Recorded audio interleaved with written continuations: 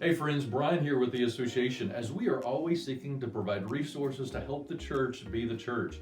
And this week is an adaptation on Keelan's Cook fourfold panoramic assessment. Now I want you to just kind of imagine this is a window that you're looking through and here's all the panes of the glass, and we want to walk through these four areas of reflection. So let's walk through, here we go.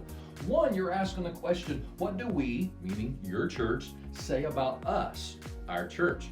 There's often opinions that people in the pew have about what's happening in the church. It's essential to know that. Some churches are filled with strife, some are with harmony, some are hopeful, some have more challenges, and there's a lot of concerns.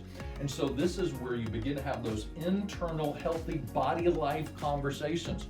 Are there silos or are we working together? It's essential for you to have that type of evaluation to know the health of the church within the church. The second pane we're going to look through is, what does the community think about the community?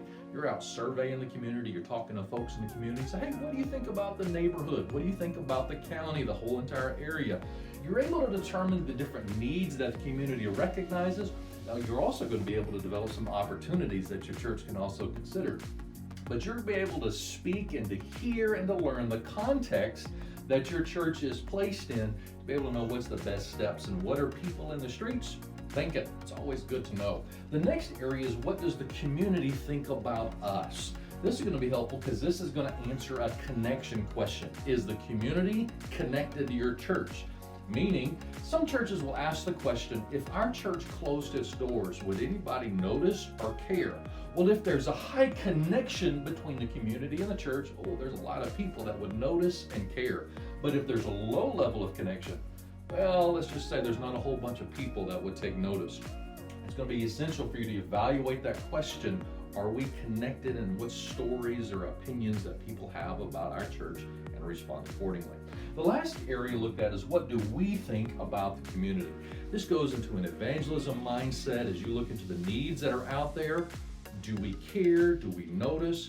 I'll be honest, we've met some churches, we've worked with churches that when they looked out in the community, we really don't care for our community at all. We're just kind of doing stuff, we're ignoring them. Other churches, they are deeply committed to be able to serve in the community with the gospel.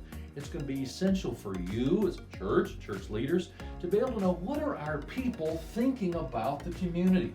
Jesus had compassion for the city of Jerusalem. There's so many people, and so it's going to be helpful for us to answer this compassion question. So these are four areas for you to think through, for know the culture, the community, the connection, the compassion, and this is going to drive evangelism decisions.